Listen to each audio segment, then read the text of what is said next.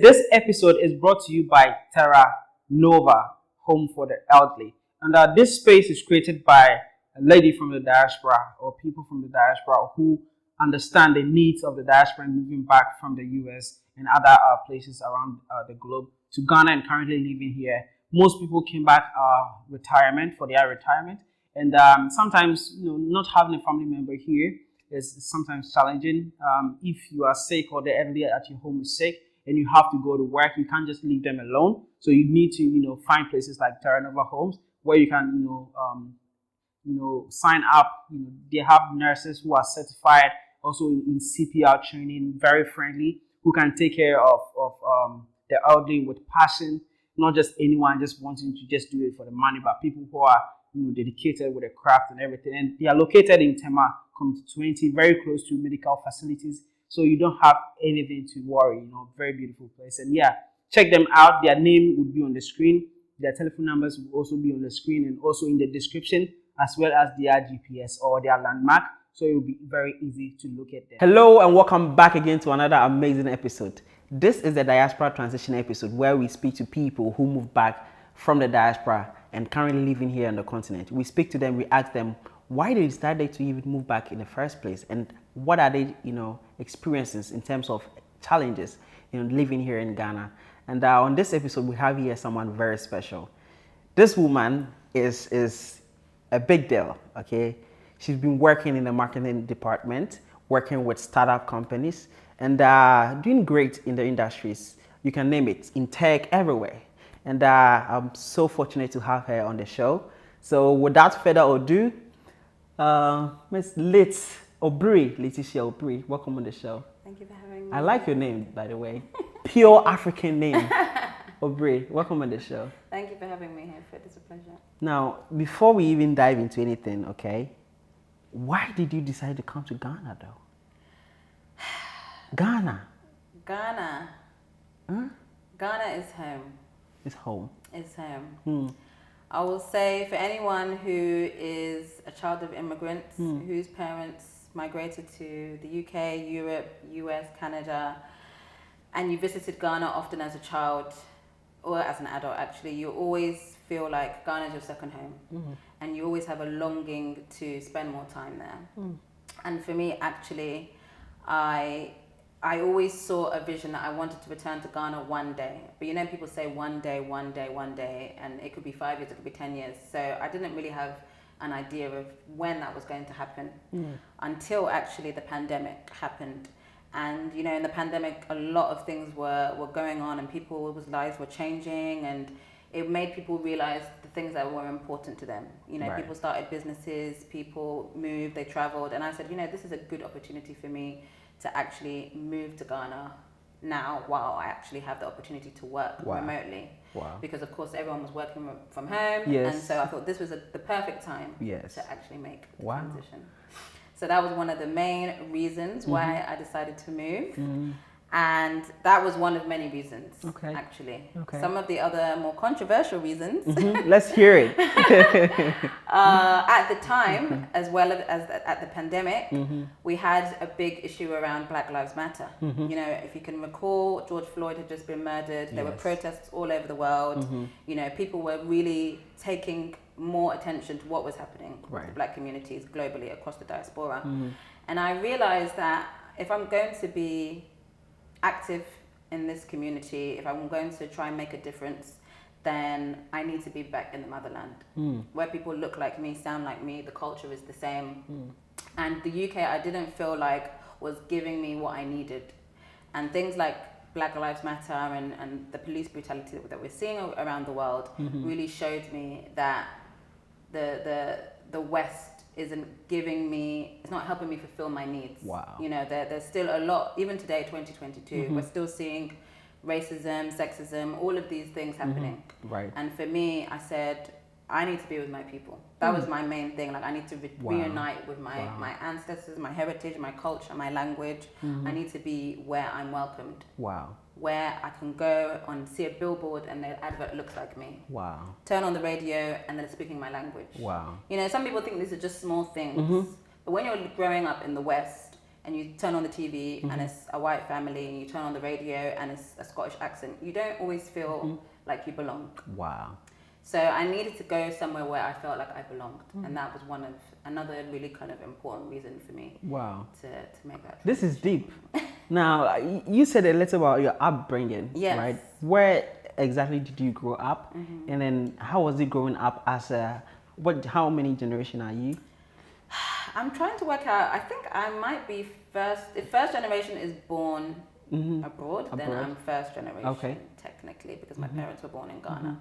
And it's a funny story actually. When my parents, well, my dad came first and then sent for my mum. And when my mum first arrived, she came off the plane, cold, shivering. Yeah. I think at the time she was almost pregnant with me actually. And as soon as she came off the plane, she said, "I'm not staying in this country."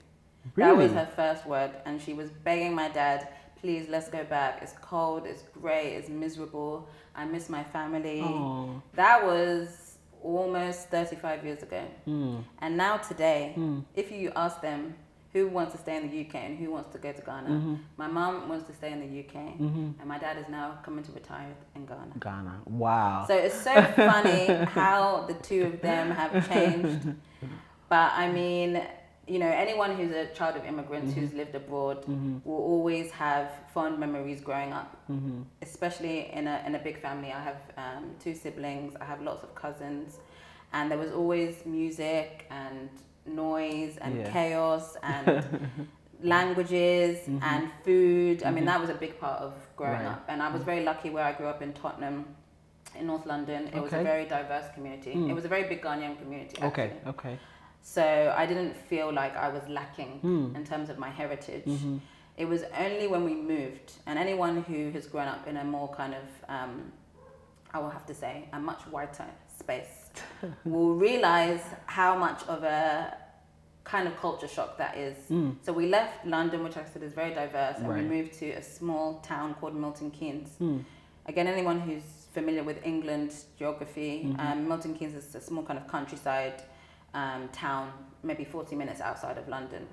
When we first moved, over 20 years ago now, it wasn't too diverse. I would say there was a few minority groups, but predominantly it was mainly a white town. So you can imagine this city girl, used to Ghanaians and noise eating and fufu chaos, here and there. And you're now in a village kind of environment. You're seeing countryside, you're seeing cows, you're seeing, you know, and it was a culture shock. Wow. And being there in Milton Keynes, really, I mean, I did try and find my tribe. You know, I found the Ghanaians at school, etc. My Ghanaian community. But growing up, my formative years, that was from 13 to 18, it really shaped my worldview, you know, because that was the first time in my life I had been predominantly surrounded by white people. So my school, you know, my working environment, you know, I was working part-time jobs, everyone was white. And it was very difficult to connect with my heritage, being in an area, being in a space. Wow. You felt like you were starving. I was missing something. I feel like, I mean, obviously I was homesick. I missed London because I still had a lot of family there, but I still felt kind of like a void was missing. Wow. So it wasn't until I went to university, when I was 18, I moved back to London to go to university. I studied marketing and journalism. And the university campus was in London, so it was very diverse, you know, a lot of different races, which was good for me to mix with different people and learn about different cultures and, of course, do my studies. And when I finished my studies, I went into marketing. And again, I was very lucky because if you work in, anyone who works in marketing will know, it's one of the more kind of relaxed, diverse spaces. You know, you're working with creatives from all backgrounds, black, white, LGBT, straight. I mean, it's a very welcoming, open space. So that for me really gave me the opportunity to connect with different kinds of people. And but there was always a void. I think that feeling never really went away, and I always was trying to connect with my community. And so I joined a lot of Afro-Caribbean communities in the UK, business networks, you know, entrepreneurial networks for black people, just to be around my people. It was very, very important to me that I surrounded myself with my community. And that is something that I knew was the main kind of priority for me. Wow, that is, it's beautiful. You said that you were starved. You felt like you were missing something. That period where you moved with your family to the suburbs, that period you had no friends. You have to go look for friends without the touch of your culture. How did that make you feel? You said a little bit about that. I mean, I think I felt at the time quite lonely. Confidence wise. My confidence was very knocked. So I think I was very shy. And in those years when I moved to the countryside, was it because of the stereotype you've seen on TV and the people surrounding you are just white, they're nothing like you, and a little bit of racism there? Would you say that I would say that because I wasn't used to them, I wasn't used to a white environment, a fully white environment where we were the minority.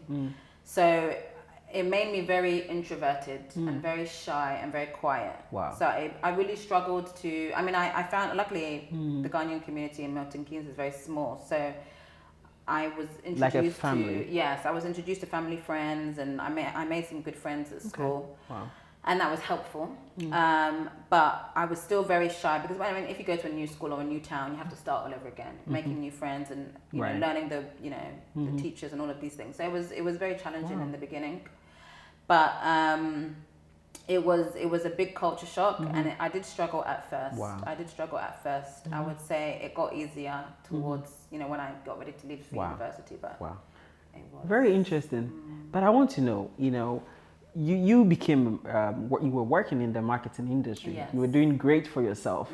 You were living the dreams your mom saw you living, right?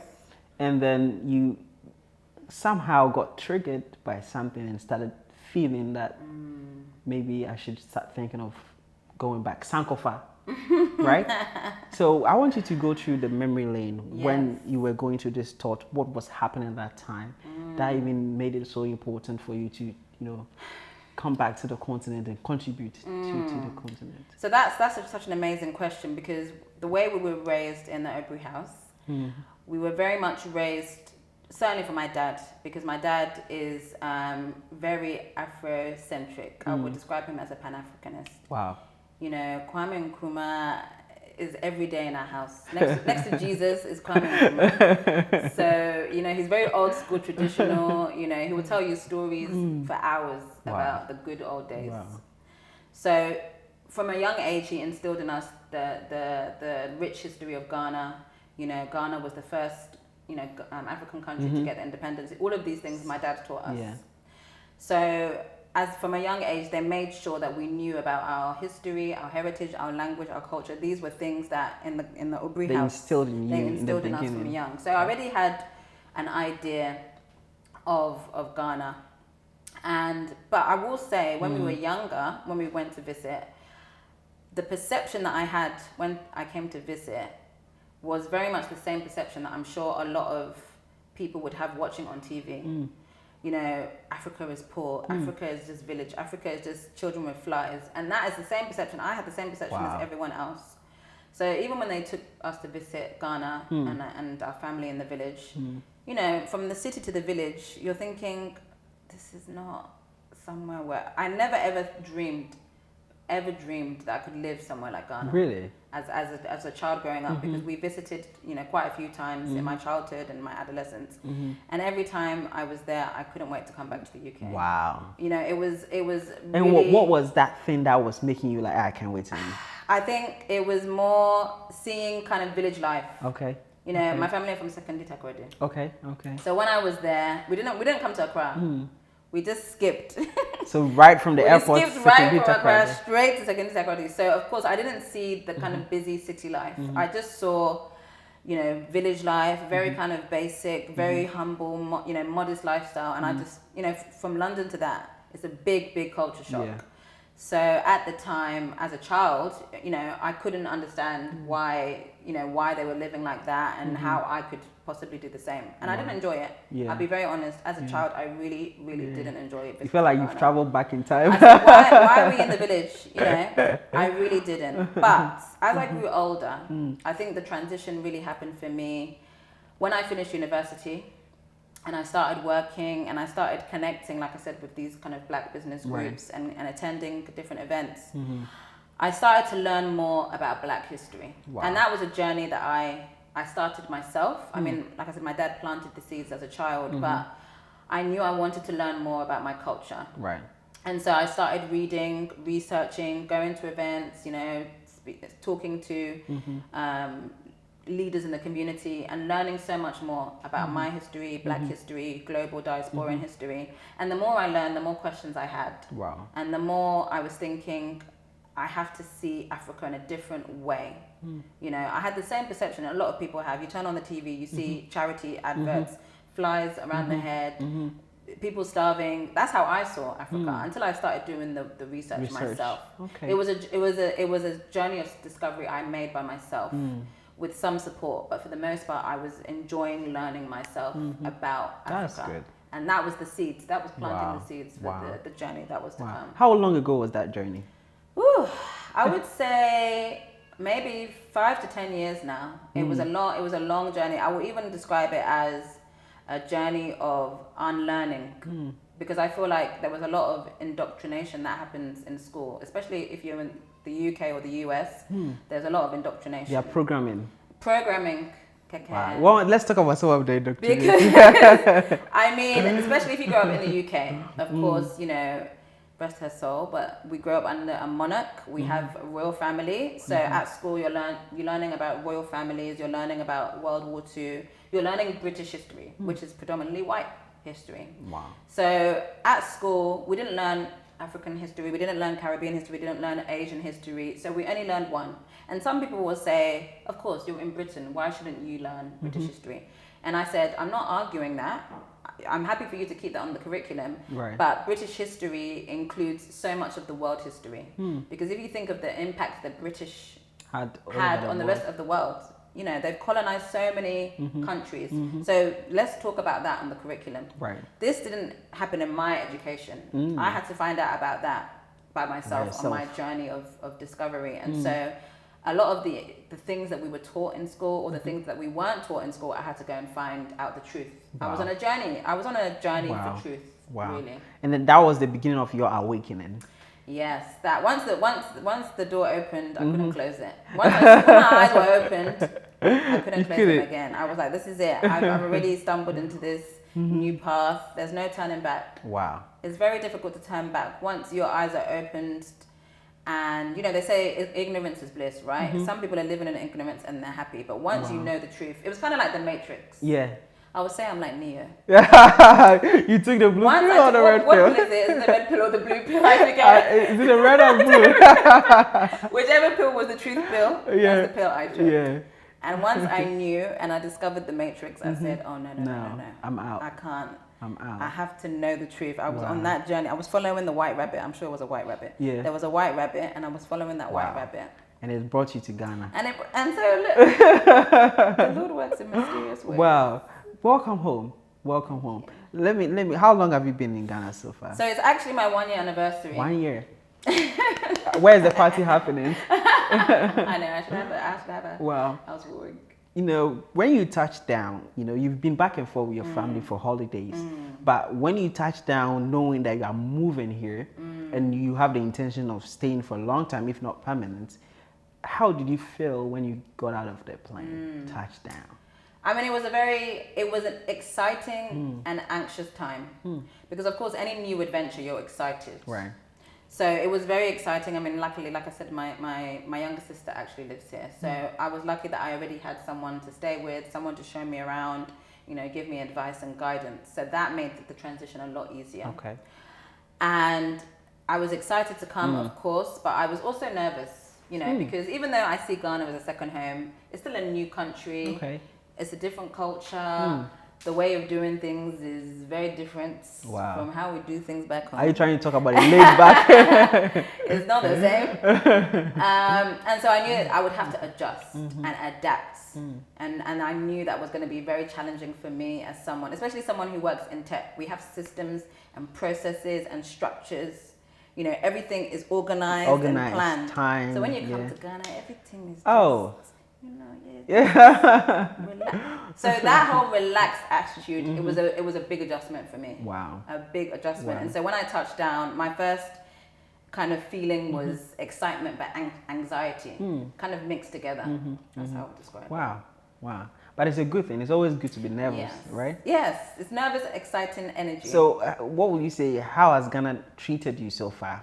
1 year 1 year into it. Now that I'm past my 1 year anniversary, I will say Ghana has been a revelation. It has been, I will say, a joyful and sometimes frustrating experience. A roller coaster. It's been definitely a roller coaster. Lots of ups and downs, lots of high moments, and lots of down moments. I will say there can be lots of challenges, lots of frustration in terms of frustrating situations or Let's talk some of experiences. the situations that you've been through, like here in Ghana. Where do I begin? That you're like, oh boy, here we go gosh. again. I mean, like I said, the way that things are structured and organized, or I should say, like So it's basically just the structure that really frustrates you.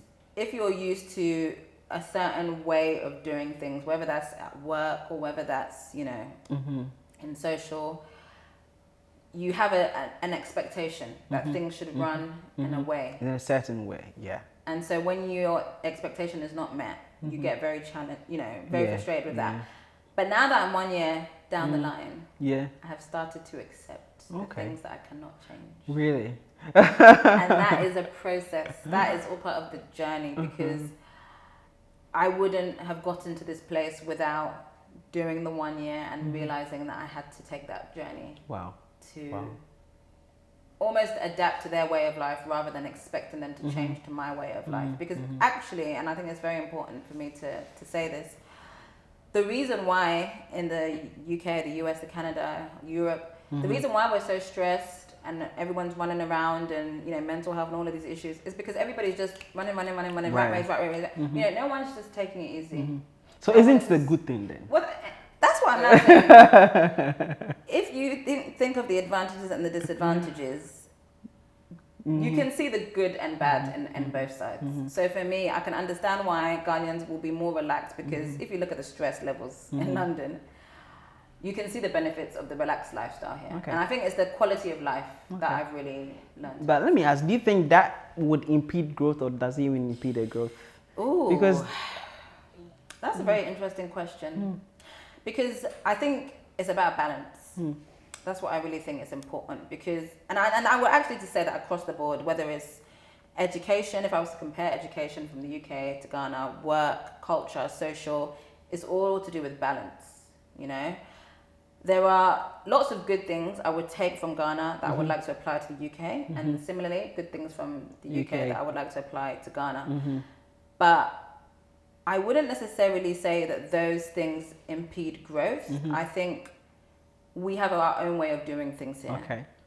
And the Ghanaian way. There's a very Ghanaian way of doing things. But I will say that what I've noticed in the very short time that I've been here is that the progress that, especially that we're seeing in the tech scene with a lot of young entrepreneurs, they're doing so many amazing things. They're so talented, so skilled. I can already see the growth and progress happening in that business community. It's a very vibrant entrepreneurial community that we have here, and they're already applying a lot of what they've learned from, you know, other startups across the diaspora. Wow. So I'm seeing the work ethic and the potential that they've taken, maybe if they've studied abroad or worked abroad, but with a Ghanaian sensibility. And I think that balance is a really nice way. It's good you talked about the tech industry here in Ghana. You are really keen, is that the right word, on this tech industries and starting up, making sure you provided the necessary marketing strategies to let's talk about that. What you do, why it was so important for you to apply your skills and years of experience from the diaspora UK to bring that here. Why was that so important for you? I think for me, the main thing once I kind of made this transitional journey back home was, how can I be impactful? I think all the diasporans that I've met here in Ghana, everyone is doing amazing things. You know, they're starting businesses, they're doing community activities, they're opening clubs for young people. You know, they're trying to give back in their own way. You know, we might not be millionaires, we might not be able to open an office from Google or anything like that, but how can we make a difference? You know, I call it the brain gain. You know, the brain gain is this idea of the returnees coming back from the diaspora, taking the knowledge that they have from abroad bringing it back here, so that we can grow this economy, grow, and that of course starts with young people. And for me, the seeds, the kind of the birthplace of how this economy will grow and how this country will flourish is really going to be young people, particularly young people working in tech. Wow. Because especially in Ghana, you know, tech is such a huge enabler. Not everybody has access to a laptop, or not everybody has access to Wi-Fi, but everyone has a mobile. Right. Everyone has a smartphone that they can use to connect their data, and that's accessing tech. And it's the future. And that's the future. So we need to find more ways to help young people use tech to learn, to study, to grow, and they can actually use tech to create their own businesses that can actually enable their communities to flourish. Very interesting you said that. Someone said Ghanaians don't know how to use the internet. Ghanaians spend a lot of time on the internet. You only have to go on Twitter to see how much time the Ghanaians spend. That's what I'm saying. But they're doing all the wrong things, trolling, and instead of, you know. But it's funny that you say that, because the other day I actually went to a tech event at Impact Hub, which is one of the business hubs in Osu, and there was a lot of tech workers there, developers and engineers. And actually we had a startup there. He does fintech, and he started this business, and he just secured a massive investment, a good few $1 million. Yeah. That is somebody who knows what they're doing with tech. Because if he didn't know what he was doing, the investors would not be giving him money. Okay, so we're seeing a lot more examples of businesses like this, fintechs. You know, we call them unicorns. They've been given $1 billion you know, valuations. It's in Nigeria, it's in Ghana, it's in Kenya, it's in South Africa. I mean, they're realizing the potential of tech and how tech is used. And they know that most people are using their phones to do everything. Watching, streaming, playing music, doing work. So they're creating apps, they're creating technology that you can use on your phone. So people are being very, very clever about how they're creating new businesses to enable more people to connect, especially around payment. If you think about it, so many, you know, the market sellers, the you know, the street food sellers, just so that they can be able to take money. Easily. You can just have an app that somebody's developed, and then now you're now able to take, you know, payments as well as cash. That's just the market seller on the road. So you can already see how tech is enabling someone local as well as someone, you know, with formal education. There's so many opportunities. Wow. You know, people are so interested. You moved back, and I know a lot of people watching right now would love to move back. And investors are moving back. They would love to invest. But sometimes they are very scared. What am I going to invest my money in? Am I going to get returned? You are huge in tech and then understanding the way it works. What advice will you give to them if someone is interested in investing in this type of business? I would say now is a great time to get involved in investing in Ghana. Really? There's so much opportunities, particularly in tech, particularly in fintech. I would say that is one of the growing markets in Ghana and Nigeria and West Africa in particular. There's a lot of talented young people who just need some investment, mentoring, support. With that, I think there's so much potential. You'll quite confidently see a return on investment, I think, in a few years. If you really take the time to nurture the talent here. And we've already been seeing that transition. I don't know if you recall some time ago when Twitter came to Africa. They made the decision, very specific to Ghana rather than Nigeria. And everyone was saying, why? That is a strategic decision. They wouldn't have made that decision if they didn't see potential. Similarly, Google are planning to open another office, extend their office. They have an AI hub here.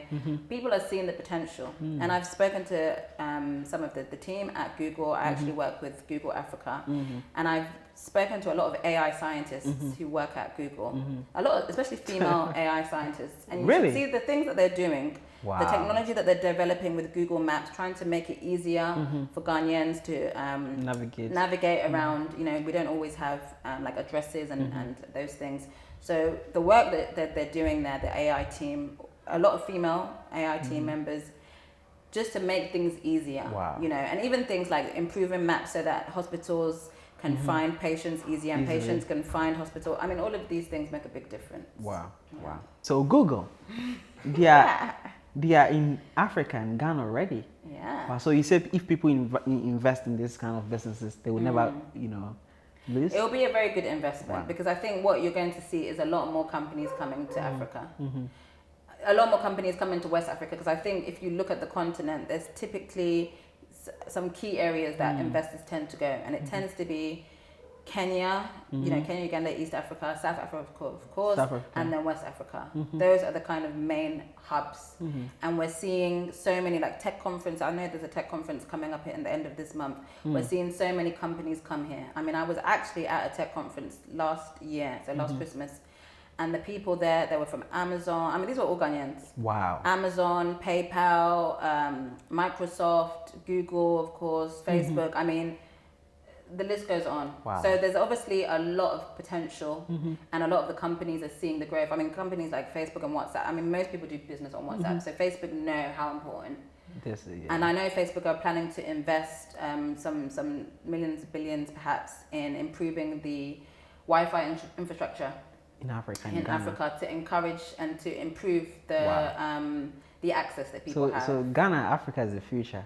This is a place to be. Everybody knows this. Well, not everybody, because everyone should know this. Yeah. If they don't know yet. Ghanaians, most youth that I've spoken to, even if there's a survey made, they tend to be like, I don't think I'm going to make it on the continent. I need to go to the US, UK before I can make it. Why is that the mindset, and why are you seeing differently? You're seeing all the opportunities. Yes, and I think, and I don't blame them for saying that, because even when I go in a taxi, I will hear the taxi driver say the same thing. Right. You know, why are you in Ghana? We want to go to Abuchi, you know, and I understand because even when my parents moved in the 80s, everybody thought the streets were paved with gold. Right. Go to Ghana, go to Abuchi, you'll do this, you'll do this, and the reality is very different. Yeah. And I know that was, over 30 years ago, but today we have a thing in the UK. Currently, we have cost of living crisis. People can't afford to pay their bills. They're choosing between feeding their child and paying their bills. Really? It's a real challenge that people are facing. People have full-time jobs and they're going to charities to do, get food for the evening. They don't have food in the fridge. Wait a minute. Really? It's a real crisis. They're calling it a crisis. So when the taxi drivers are telling me they want to go to the UK, I'm like, wow. Wow. Honestly. Do you think we are suffering from the same thing a lot of people were suffering from, being misled by huge media companies showing flies on the face, and now we are being showed paradise. And then those part, like you just mentioned, we've never seen that on TV. Do you think we are going through that as a nation? I think people are always going to see that the grass is greener on the other side. Okay. And the West is always going to look more attractive. But I think ultimately for Ghanaians, for local Ghanaians, the key for anybody is education. Once you get the education, there's no limit to the things you can do. And I know not everybody has the equal access to education, which is why I'm very passionate about. Not only do I do work with entrepreneurs, I'm also trying to do some more work with young girls who don't have the opportunity to go to school, doing some mentoring with them. Because education is a big driver to help lift people out of poverty. Right. If you're the only child in your family to go to school and hopefully go on to higher education and get a job, you might be able to look after your whole family. Yes, that's true. And without even leaving the country. So I still believe that there is opportunities here, but I think people are being held back by lack of education. So if we can at least improve the education here, that will make a huge difference to access to employment. Wow. I see you are very interested, passionate about helping women empowerment like yourself. You have so many accolades, so many, portfolio degree. And I think, what does education mean to you? You said a little bit about, but what does it mean to you? Education is a lifeline, especially for young girls, because we're really taught as young girls and as women that we have very specific gender roles. And I know in some countries, luckily not in Ghana, but in some countries, girls are not allowed to go to school even. Yeah. They could be facing violence for even wanting to learn. So we're very lucky here that, we at least have the opportunity, but not everybody has the means to go to school. If you're one of 9, my parents were both one of 9 each. My mum was very lucky that her family sent her away to secretarial school, and that's how she ended up being a secretary in the UK, and now she's an IT manager, doing Wow. very well. So education is able to lift people out of poverty.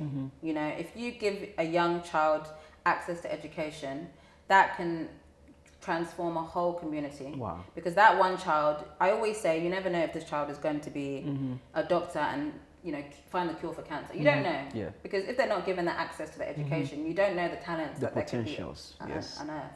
If you're given the opportunity to change one thing on the continent or even in Ghana, you've been here in Ghana, what do you think that one thing would be for you? Wow, one thing. Corruption. Corruption. Corruption. Let's get rid of corruption for good on the continent. What would be your strategy? I'm not a politician. I'm just saying let's get rid of it. However, whatever that looks like, whether that means having more young, creative, radical thinkers in parliament. I think we need grassroots politicians to come and shake things up. We need people who are not power hungry, who are not in it for the money. Politics shouldn't be about money. It shouldn't be about fame. It shouldn't be about power. The only thing about politics is you're helping people. And I'm not saying Africa is the only place that has corruption. Of course, corruption is global. But if you were with me at Global Citizen Festival, you would have heard the booze that Really? Tell me about Nana it. had received. Oh yes, it was crazy. So there is already a lot of, you know, deep-rooted ill will, ill sentiment towards politics in this country. So that is the number one thing that I think, because it's also limiting growth, it's limiting the economy. And a lot of young people I know would like to see that change. So you believe all the African leaders are corrupt? Don't get yourself in trouble. Don't get me in trouble. I didn't say that. I said, you asked me one thing I would change, and I said corruption. Okay, corruption. I think, do you believe in Europe it's as more corrupt as it is on a continent? What I will say about Europe and the US, the corruption looks different. How? Explain.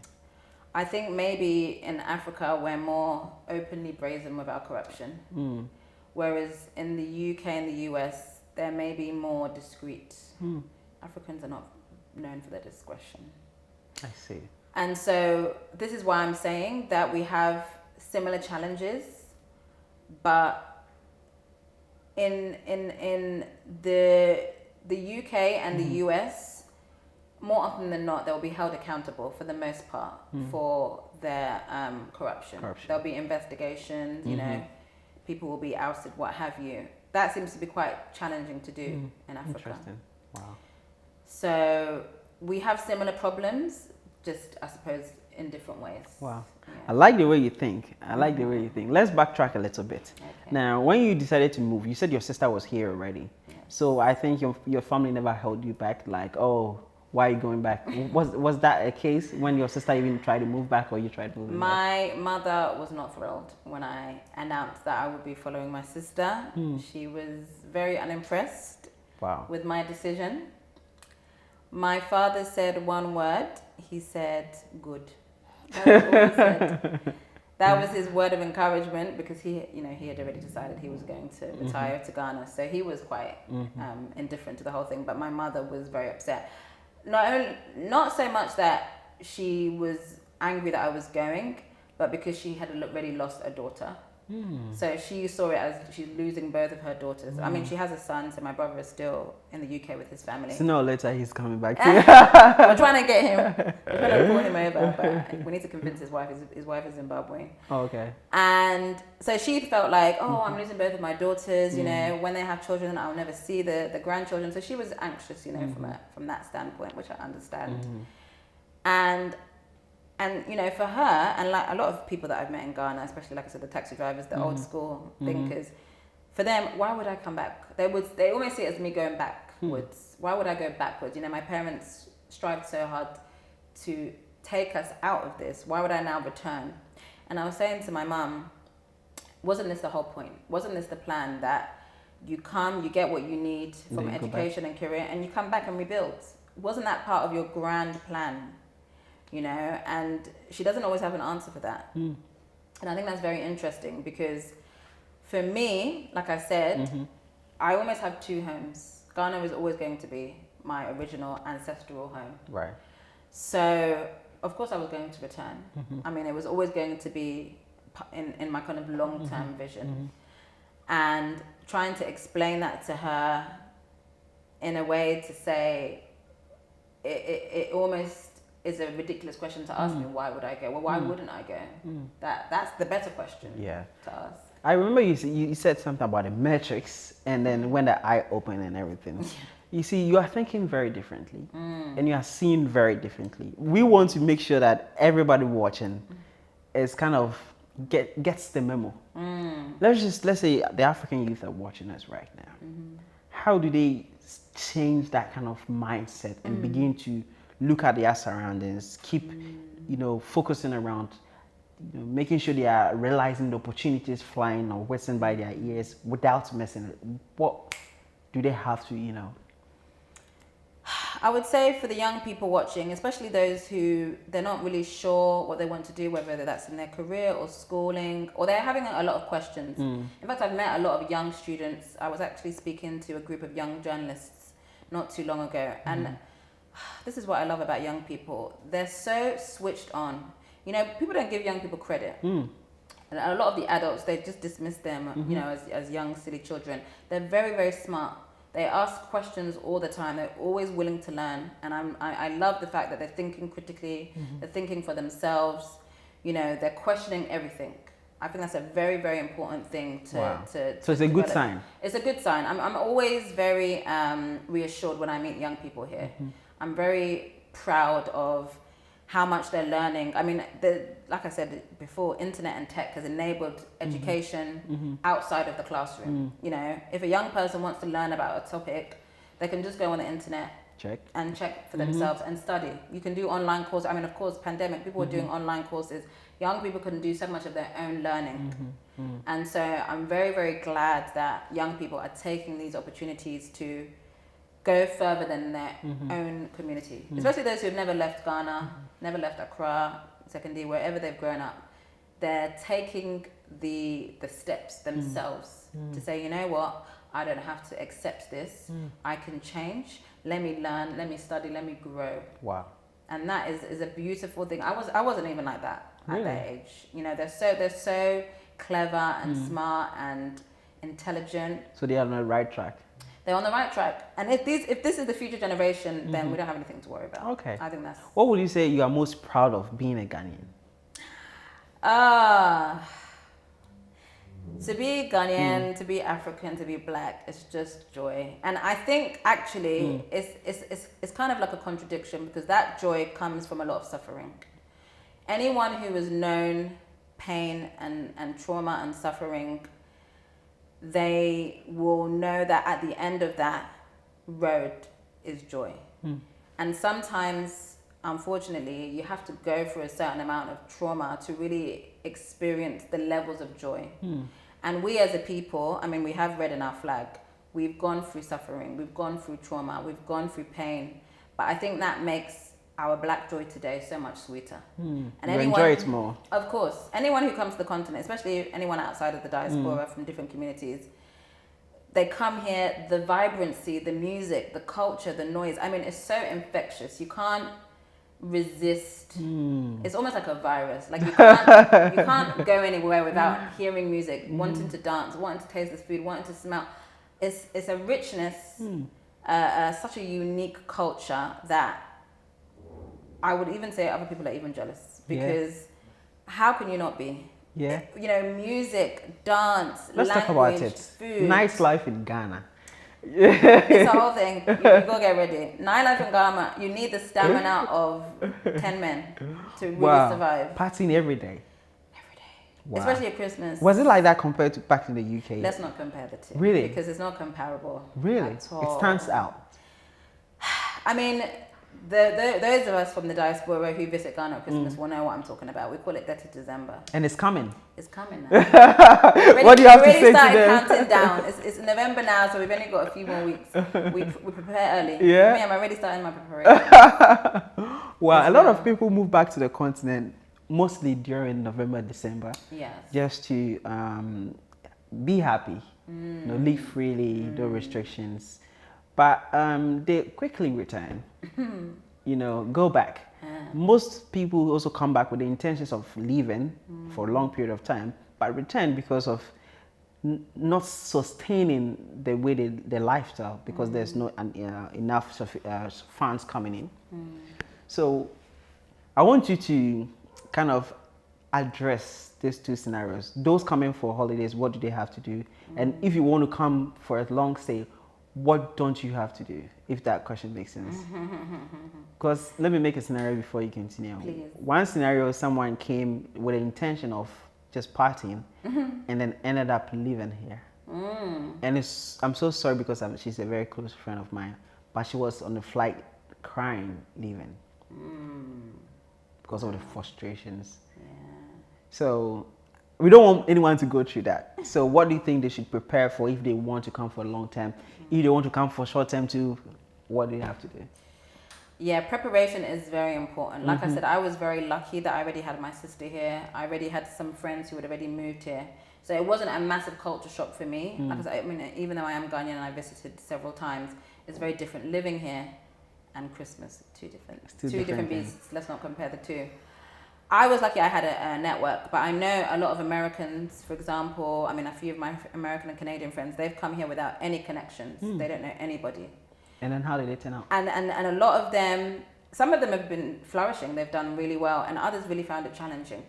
So I think one of the main things that I would cite as extremely important is finding a tribe.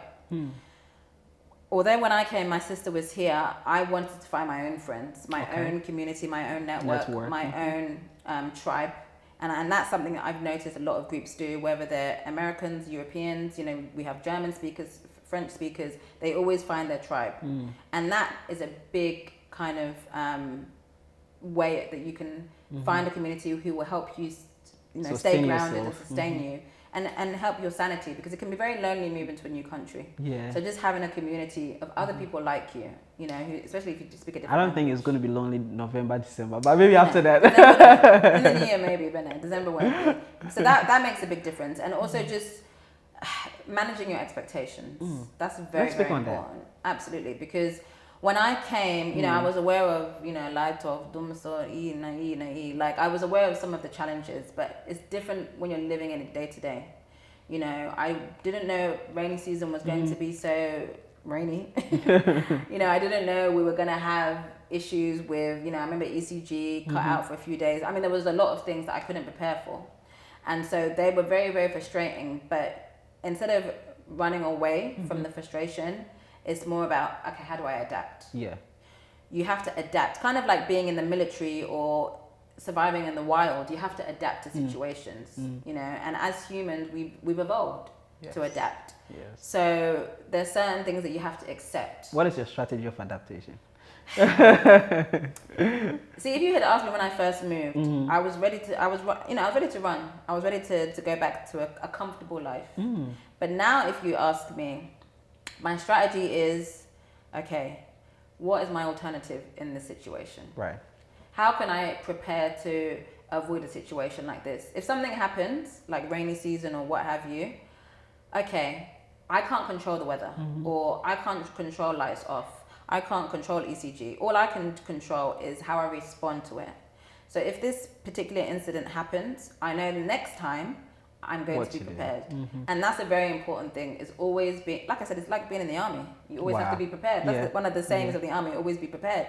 If you're not prepared for anything, when something bad happens, you're not ready to respond. Does Ghana keep you on your toes? Very much so. You have to be ready in all eventualities. I think somebody tweeted not that long ago, they said, if you are a Ghanaian, you already know the things you carry in your bag. Power bar, wire, my fight. Like, you have to always be ready, because you just never know. When am I going to be stranded one day? Am I going to lose this? Am I going to not have lights on? Like, it's the same as, I know it sounds ridiculous to compare, but like if you were going camping, you're going in the wild. There's certain things you would take with you to be ready for anything.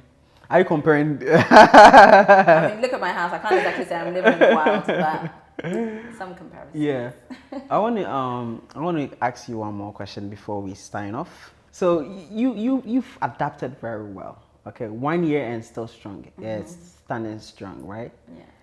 Someone is watching, they're like, wow, knowledge, wisdom coming from this amazing young woman.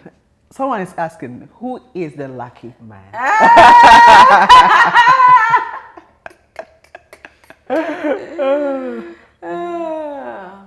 Wow. Hayford is the lucky man. I didn't want them to know Hayford, but I think now is the time to reveal the truth. You can't do that now. I can't get a girlfriend. Wow. Dating scene. Woo! Dating on a continent. Dating in Ghana. Have you tried it? It's a war zone.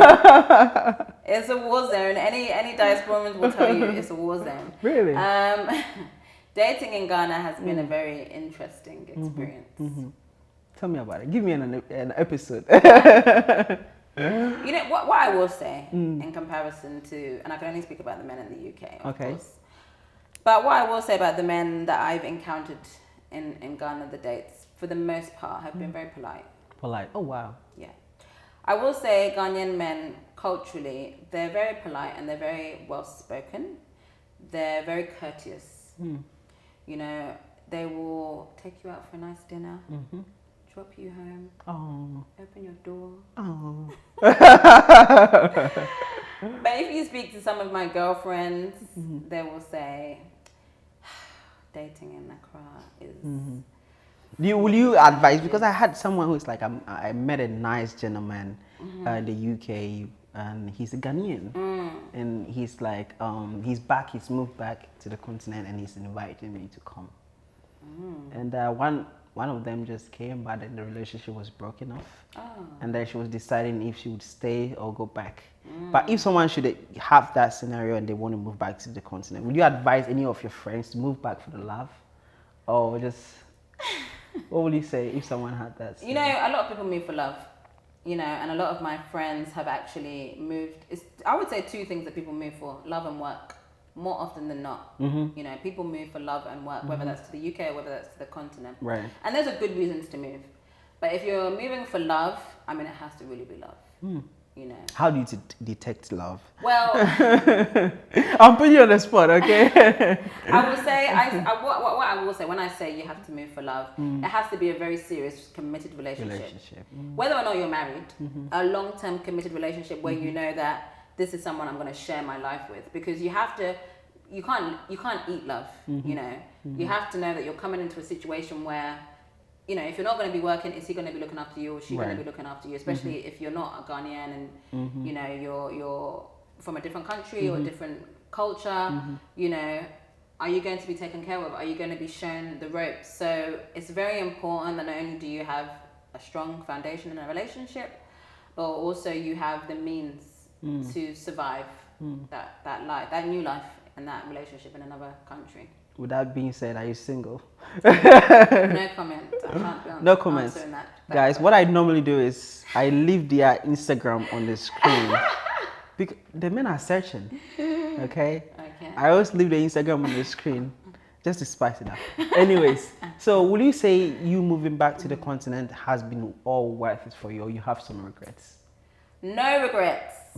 Not a single regret. It's the single most important decision I've ever made in my life. Wow. It's the best decision I've ever made in my life. I don't have any regrets about the decision I made. I certainly had some challenging moments. Anyone who has made a transition, actually one thing I will advise, if you're someone who likes to keep a diary, keep a diary. I kept a diary of the whole year that I've been here, and I've been reading it. Every once in a while I'll go back and read my first month here, and I'm like, I've changed so much in 1 year, the progress I've made. Do you think patience played a major role? Patience? You need the patience of a saint in Ghana.